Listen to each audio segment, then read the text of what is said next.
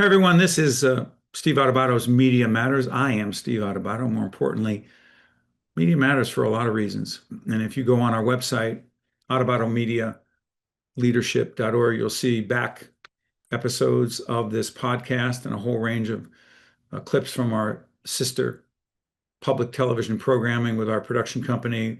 It's a series we do called Media Matters there as well. And it's because media matters now more than ever. And we're about to discuss on this episode of Media Matters a topic that I've thought about for years, and it really has to do with media coverage of war.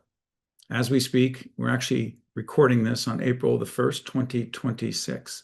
I'm going to have my colleague, our co-executive producer, Usame Tunagur, join me. Usame, how are we doing today? Doing well. How are you, Steve? Good. It's April 1st, but no jokes today, No right? jokes today, unfortunately. I wish we could. No, not today. So Usama and I have been talking about this for a while. Media coverage of war. Now, this is interesting.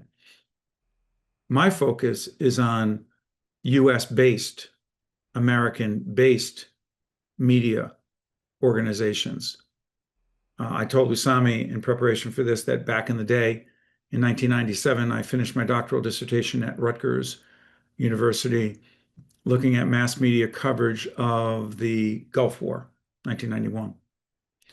I did research and interviewed people at CNN, believe it or not. Wolf Blitzer was one of them. ABC, the great Peter Jennings, and CBS, three significant networks. And CNN became CNN for a lot of people pre-social media because of that war coverage. And the truth is, when writing that dissertation, one of the things I kept coming up with, and I want Usami to jump in here and talk about it, because it struck me the other day as Usami, when I was looking at Pete Hegseth, the Secretary of War, otherwise known as the Secretary of Defense, last time I looked at what's in the Constitution. So in 1991, during the Gulf War, one of the things that I wrote about and was very critical of was mainstream media coverage of the military so-called smart bombs, meaning video was provided by the Pentagon to these networks of these bombs that were precise, that hit their target exactly right, that didn't hit any civilians, that only hit the targets they were supposed to. And I was watching the other day as Hegseth was talking, and right next to him, all these years later, allegedly smart bombs. There's no video of a bomb, an American bomb that apparently missed its target and killed well over 100 people, including well over 100 young women who were in a school in Iran. So here's the question, Usami. To what degree do you believe it's the job of the American media, MSNBC, MS Now, Fox News, CNN, the mainstream media organizations, New York Times, Wall Street Journal, New York Post, mainstream, to cover war? And again, I hope by the time people watch this, we're not at war anymore with Iran, but we're taping on April 1st. To what degree is it the job of the media to report? It's called stenographic reporting. The Defense Department, the military gives you video, you run it as if that's reality, when in fact, almost 90% of those so-called smart bombs during the Gulf War missed their target. We never see those. To what extent is our job to be patriotic American journalists to cover war that America is involved in, largely based on what the military tells us? I know it's a loaded No, question. that's fine. I'm reading three layers to that question. One is, to what level is it media's job to cover war? My answer is 100%. It is literally, no pun intended, a matter of life and death. So everyone in US and around the world, all media organizations are global right now. It is their number one priority, especially during wartime, to cover war with detail. That's number one. Your second question was about to what level. How to cover the war? Say it again. how to cover the war. How to cover the, yes, that's the second one. Yes, where do they immediately run what in this case Department of War provides media? My answer to that is two layers. One, as long as, because everybody's chasing the news right now, everybody wants to be number one, who immediately puts it on their website, immediately puts it on their social media feed. So yes, they will immediately run those, but as soon as they run it, it has to always say as provided by Department of War, as provided by the Pentagon. And of course, I know there are budget issues, but these news organizations have to, as quickly as possible, do fact checking to see if anything is edited, number one. Two, to see if there is any AI manipulation. You gave the example with the with the kids, with the school that was Those bombed. young girls were killed. Yes, The for military, the military only acknowledged it to the degree they acknowledged it when pressed by the media. when pressed by the media, but media also took their time. Same thing, something similar happened about 2.5 years ago when the first, I think it was called Shifa Hospital, that was bombed in Gaza. Media was taking their time. Everybody was blaming each other. Israel was saying Hamas backfired. Hamas was saying, this is red. And then what happens is, by the time facts come out, we've already moved on to something new, right? But there is the third layer, which makes it much more complicated, because this is not only unique to United States. You already know I'm original from Turkey. It used to be known as Turkey.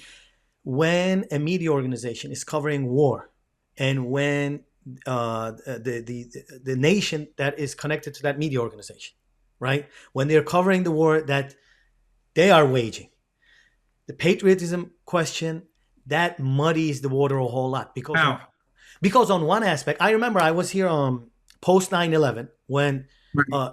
George W. Bush, the son Bush, your research was on the father Bush and his war. And I remember as a middle school, high school kid in Turkey, we were also all watching CNN 24/7. That was the first time they were doing 24 hours wall to wall coverage, right? His son, and before coming on, I actually read, if I'm not mistaken, I think Dick Cheney said that operation was called, that started in 2003, Shock and Awe, the second That's Gulf War, right. if you will. He tells media, oh, it's just going to take a few weeks. It took about 9 years, the second one.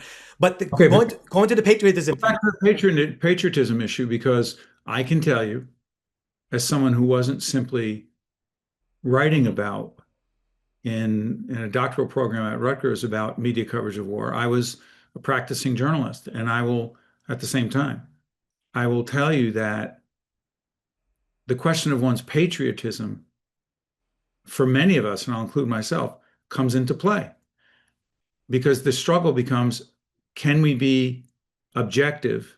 Can we report critically?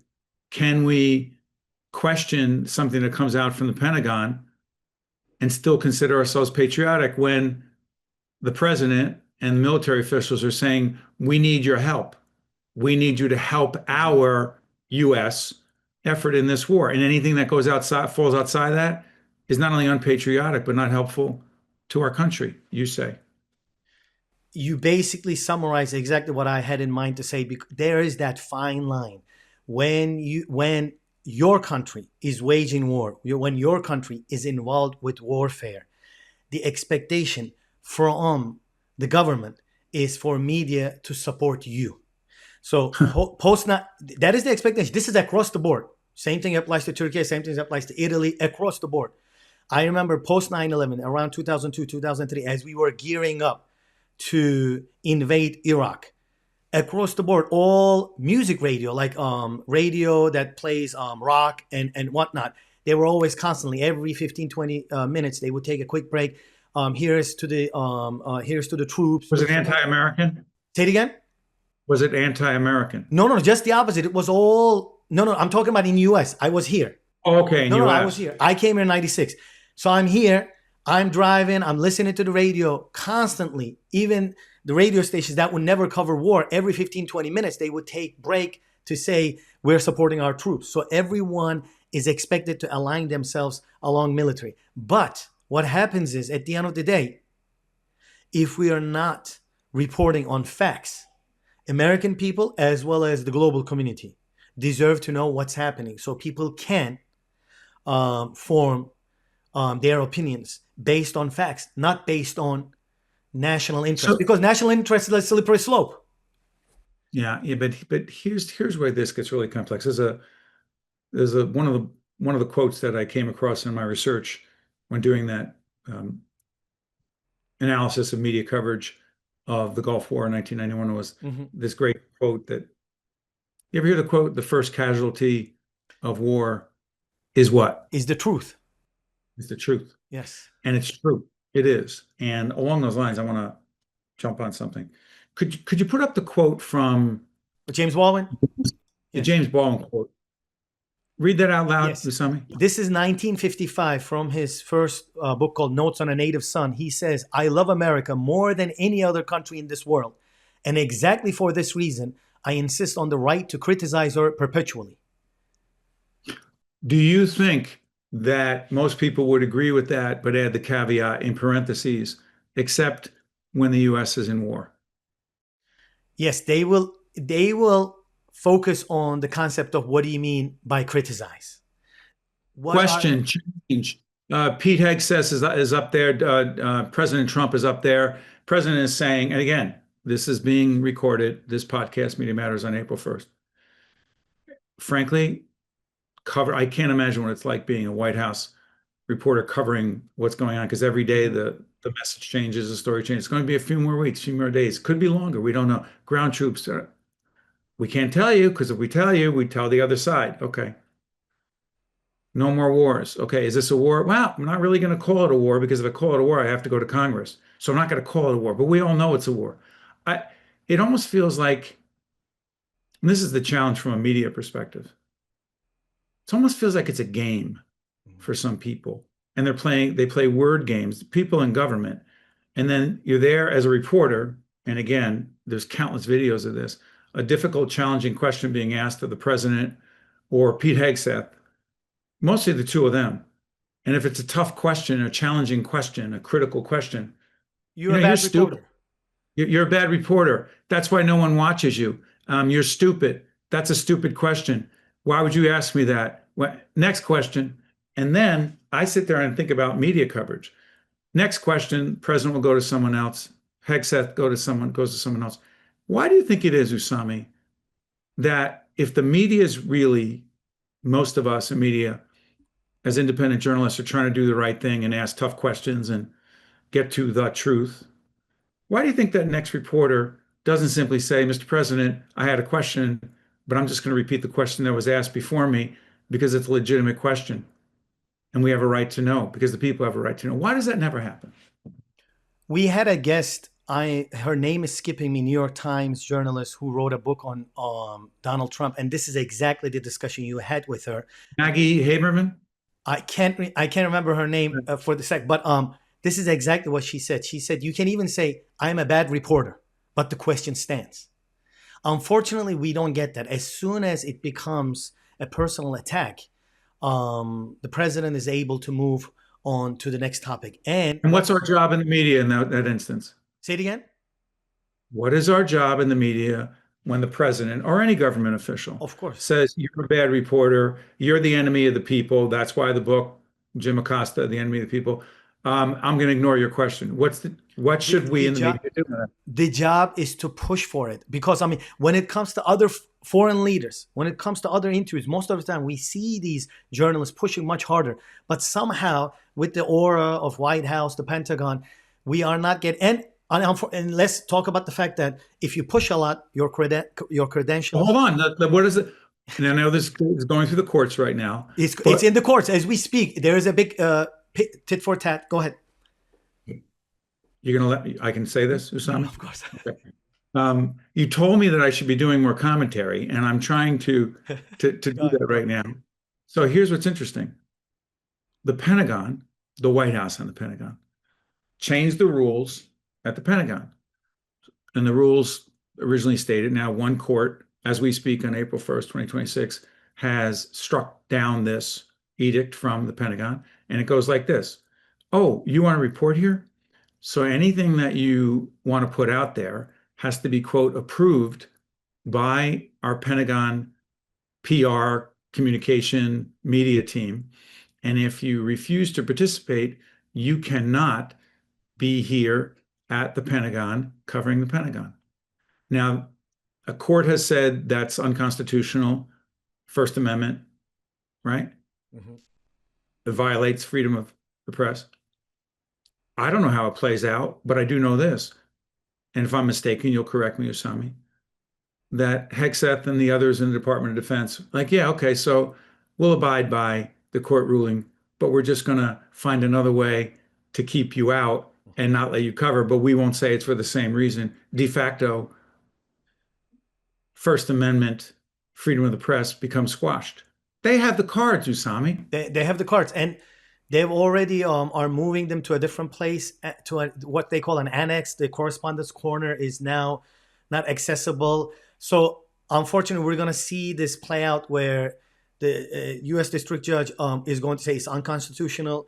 Pete Hegseth and the team is going to do something else to make it harder for journalists to ask these questions. What's it mean?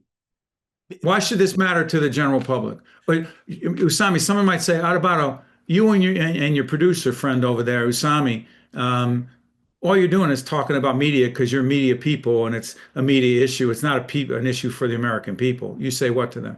It means everything. Democracy exists on separation of powers.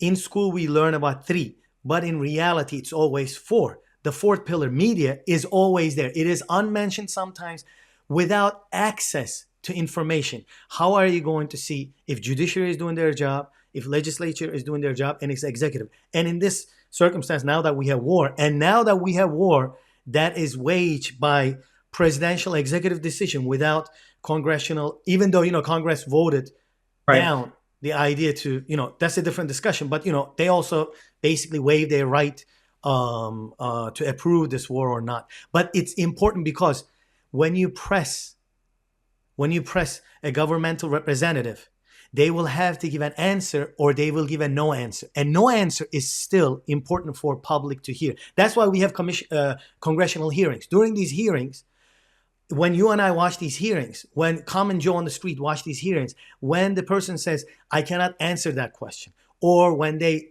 Yep.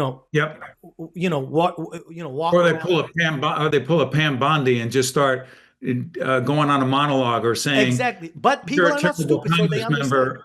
Yeah. So so this is very important. So with that, going back to James Baldwin quotation, that ability to criticize so you can see how decisions are made, because at the end of the day, this is our tax dollars.